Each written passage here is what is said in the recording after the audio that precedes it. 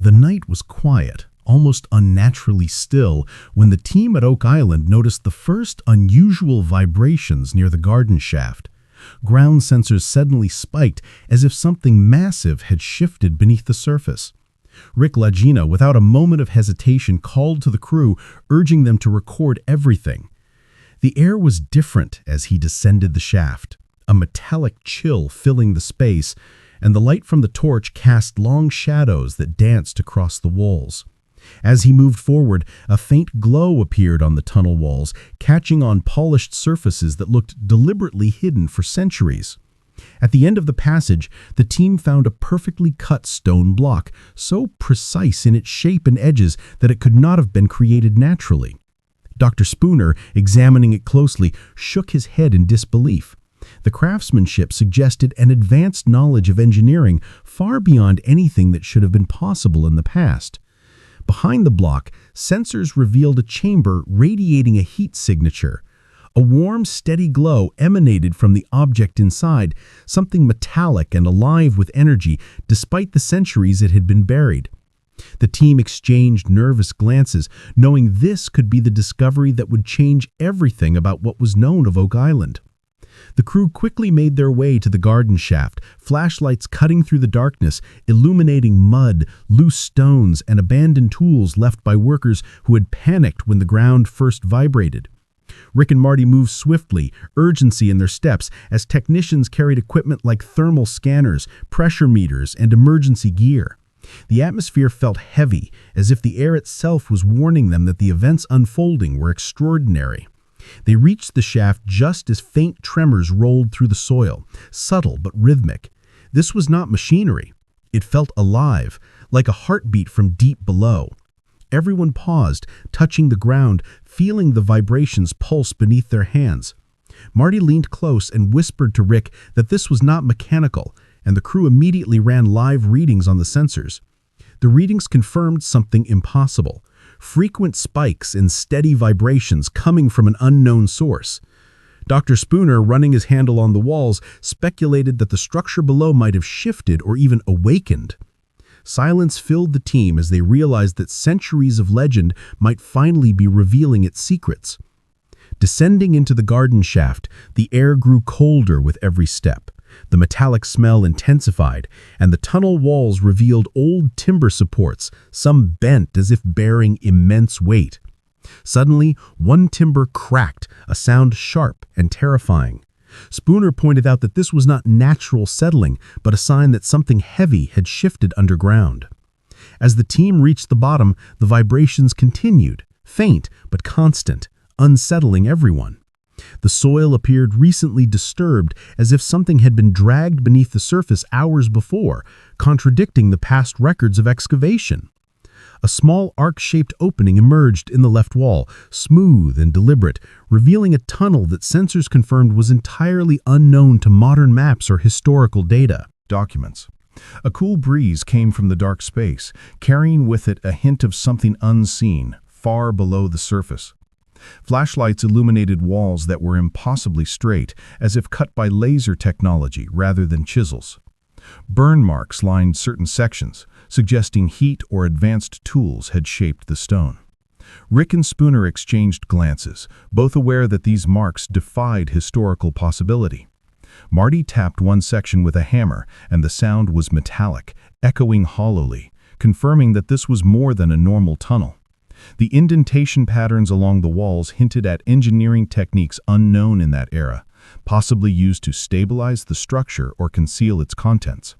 The tunnel extended downward, leading into darkness too dense for any light to penetrate, with vibrations in the airflow hinting at a chamber yet to be revealed. As they cautiously advanced, the team encountered a massive stone block at the end of the tunnel. Its precision was breathtaking, edges sharp and perfectly aligned to millimeters. Spooner measured and confirmed that no ordinary tool could have created this, and the surface was smooth and unweathered, as though it had been preserved intentionally. Thermal cameras revealed a chamber immediately behind the block, glowing faintly with heat. The object inside emitted a warm, steady signal, not biological, indicating a metallic presence that had somehow retained energy through the centuries. The atmosphere in the tunnel was electric, a mix of awe and fear as the team prepared to move the block. Hydraulic tools groaned under pressure, the block resisting as if it were alive. A subtle heartbeat-like vibration pulsed through the air, chilling everyone to their core. On the third attempt, the block shifted slightly, releasing a gust of cold, metallic-scented air. Beyond the block, the chamber revealed itself slowly. Dust settled as flashlights illuminated a metallic box partially buried in the soil. Its dark golden surface shimmered in the torchlight, covered in intricate engravings that resembled Templar crosses, but with unknown symbols embedded in patterns that suggested intelligence and purpose. The box emitted warmth, confirmed by thermal scans, a baffling anomaly for something buried for hundreds of years. An XRF scanner revealed the metal composition to be entirely foreign to North America, resembling alloys found only in the Mediterranean or Middle East. Spooner and Marty stared in disbelief, realizing that the object could only have been brought deliberately, transported centuries ago by a civilization with engineering knowledge far ahead of its time. The box was no ordinary storage container. Inside, dense metal cores and hollow compartments suggested mechanisms designed to protect its contents. This was not treasure for trade or wealth. It was a preserved artifact, likely a relic meant to convey knowledge or significance across centuries. As the crew marveled, sensors detected another anomaly behind the chamber's back wall. A new tunnel, invisible to the naked eye, appeared on ground-penetrating scans, extending 40 feet downward in a perfectly straight, smooth passage. It did not match any historical maps or official GPS records, suggesting it had been carefully concealed. Rick realized that the tunnel could lead to a central vault or another chamber, possibly connected to the metallic box. The tension on the surface increased as black SUVs arrived carrying unknown officials who quickly imposed restricted access, sealing equipment and areas from public view. The crew returned to the chamber, aware that their work was now being observed by outside powers, yet determined to continue. The box remained at the center of their attention, a warm, engraved relic that could rewrite history. Even as corrupted footage and flickering lights suggested interference from unseen forces, the team pressed forward, aware that they were standing on the threshold of Oak Island's most significant discovery in centuries. The team gathered around the metallic box, their hands trembling slightly as they prepared to lift the lid. Every movement was deliberate.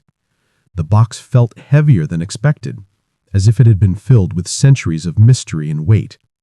Rick placed his gloved hands on the edge and whispered, "Careful. Every inch matters."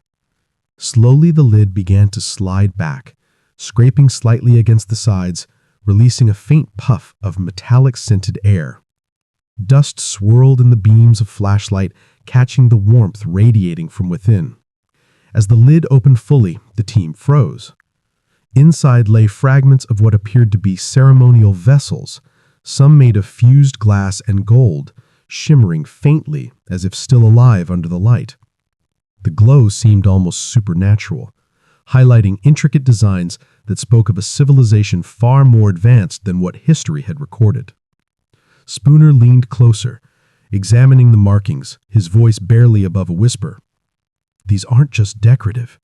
Every piece is engraved with purpose, symbols, patterns, maybe even a message." Marty reached forward cautiously, picking up a shard of the golden glass. The surface was smooth and warm, surprisingly so for an object that had been buried for centuries. Holding it up to the light, he traced the delicate lines etched into its surface, seeing patterns that resembled stars, crosses, and geometric designs. This is beyond anything we expected," he murmured. The shards weren't random. Each piece appeared to fit into a larger puzzle, almost like components of a sacred device or ceremonial relic. The warm sensation emanating from them puzzled the team. How could an object, buried in the damp, cold tunnels of Oak Island for hundreds of years, retain heat? The question hung silently, heavy in the chamber. Rick carefully removed a second layer within the box, revealing smaller compartments carved into the metallic structure. Each contained objects that seemed preserved by some method beyond modern comprehension. There were thin sheets of metal engraved with Templar-like crosses, tiny coins that appeared centuries old, and lead tablets covered in markings that none of the team could fully interpret. Spooner immediately noted the precision of the carvings. "These aren't random scratches," he said. "This is language, communication. It's encoded, deliberate. Whoever did this knew exactly what they were doing." The team realized that the box was not simply storage for treasure, but a protective vault meant to preserve information, artifacts, and possibly instructions. The warm glow now seemed to make sense. Some mechanism, chemical reaction, or ancient technology was still active, preserving the contents and protecting them from decay. The excitement in the chamber was electric, but it was tempered with caution. The team noticed small indentations on the box that seemed like pressure points or locking mechanisms, designed to prevent the lid from being removed without triggering some internal protection. Rick carefully traced his fingers along the edges, feeling for resistance or unusual texture. Spooner suggested using a small thermal probe to map any hidden compartments or energy patterns inside the box. As the probe sent readings back to the monitor, everyone saw spikes and anomalies that confirmed the box was far from ordinary. The energy signatures were concentrated in certain areas, possibly where the most significant objects or writings were located. The team exchanged looks of disbelief. Whoever had built this box centuries ago had created a device capable of surviving through centuries while still remaining active. It was an engineering marvel, one that made modern experts question how such knowledge had existed so long ago. Marty carefully removed one of the engraved tablets.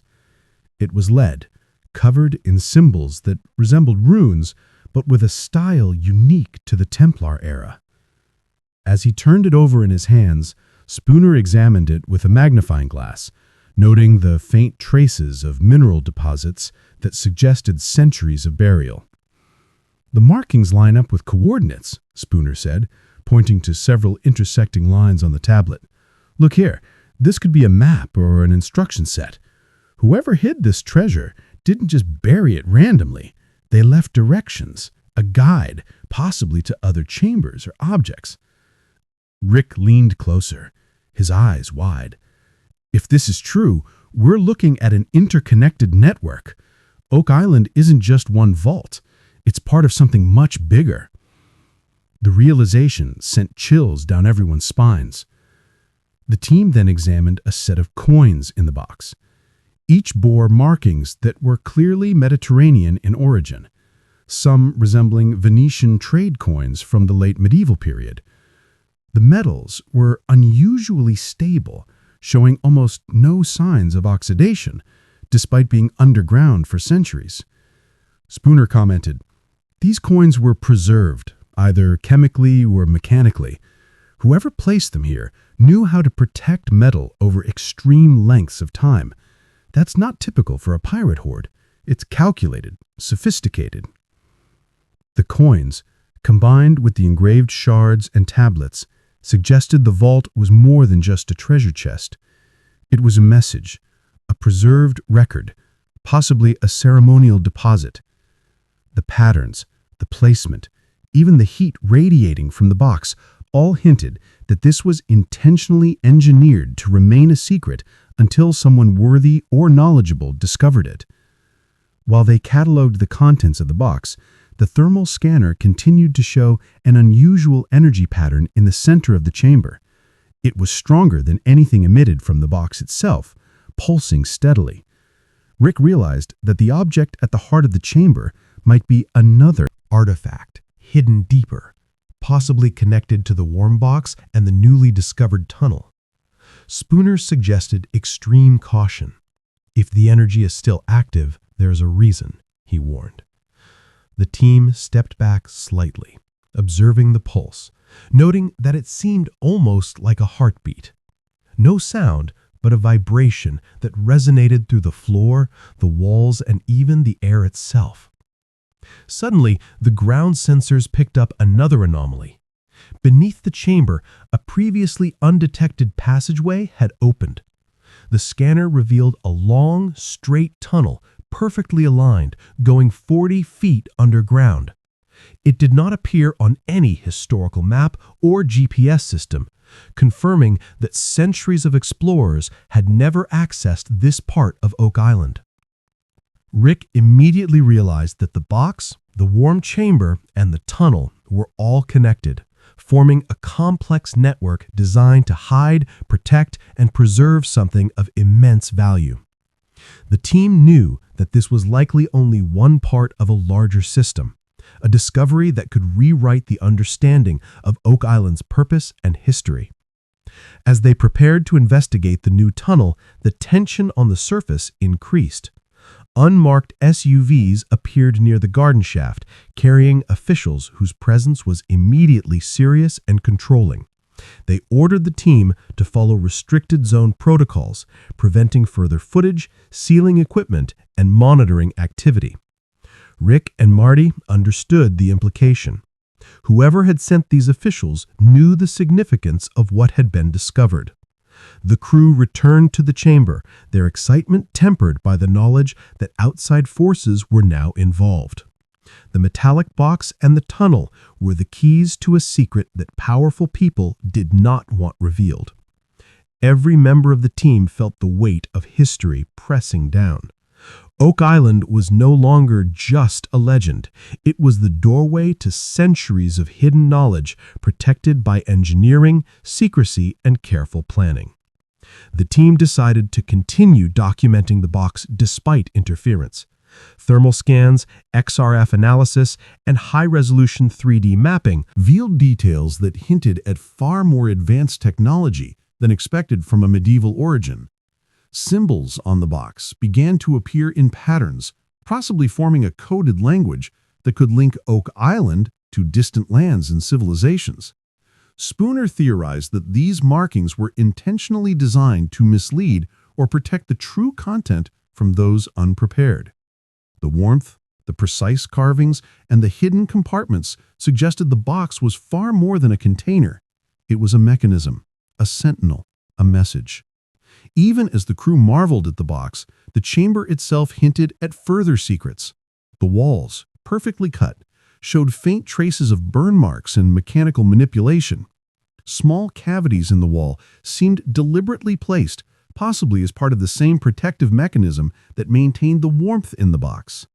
Rick realized that every detail of this chamber was intentional. The placement of the box, the airflow, the temperature, and the vibrations. They were all engineered to remain undisturbed unless discovered in a very precise way. The complexity of the design suggested centuries of thought, effort, and engineering skills that went far beyond anything the team had imagined.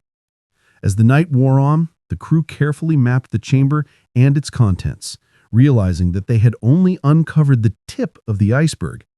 The metallic box, the warm chamber, the hidden tunnel, and the artifacts inside were only part of the larger puzzle. Oak Island, centuries of legend and countless failed searches, had been hiding this secret all along, waiting for the right moment, the right people, and the right conditions to reveal its truth. And now, standing before the box, the crew knew that history was about to change forever.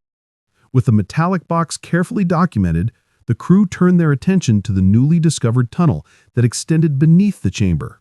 The scanner had shown a perfectly straight path, smooth walls, and unknown depth, suggesting deliberate construction rather than natural formation.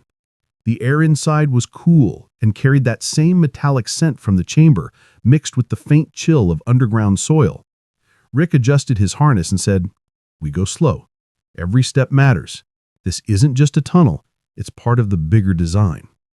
Marty and Spooner followed, their flashlights cut through the thick darkness. As they advanced, The walls of the tunnel became even more striking. Each side was carved with exact precision, showing parallel lines, indentations, and faint burn marks that suggested tools or methods far beyond what could be expected from early explorers or even medieval craftsmen. The spacing of the indentations seemed deliberate, like measurements made with advanced equipment. The tunnel sloped gently downward, and the faint vibrations that had been detected in the chamber above now seemed stronger. Spooner paused to touch the walls and floor. "It's almost like the whole structure is alive," he whispered. "The vibrations, the airflow, the heat from the chamber above, it's all connected." Rick nodded. Every step brought them closer to a point the team could sense, but not yet see. The thrill of discovery mixed with the weight of the unknown. They knew that what lay ahead could rewrite Oak Island's history, revealing not just treasure, but possibly a civilization's lost engineering and secrets. The flashlight beams revealed tiny alcoves along the walls. At first, they seemed random, but upon closer inspection, each contained carved symbols, miniature recesses, or tiny metallic inlays. It became clear that these were not decorative, they were functional, possibly a form of code or a guide to navigate the tunnel safely. After several minutes of cautious progression, the team reached the first significant obstruction.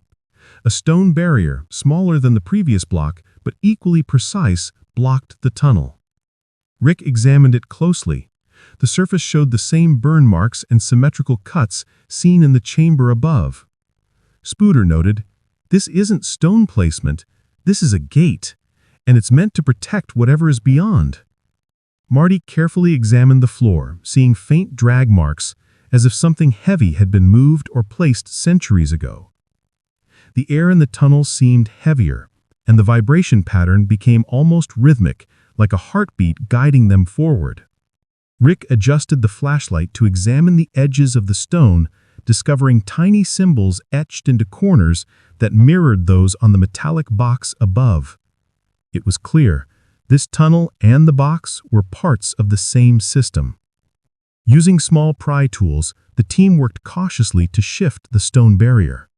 As they pushed, a faint metallic creak echoed through the tunnel. It wasn't the sound of stone grinding against stone, it was mechanical, deliberate. Spooner stepped back, observing the vibrations. "This is engineered," he said. "Every part of this tunnel, every obstruction is part of a controlled system. Someone wanted to ensure only the prepared would get through." The barrier finally shifted just enough to create a small opening. A cold gust of air rushed through, carrying with it an unmistakable scent of old metal and preserved artifacts. The flashlight beams revealed something extraordinary.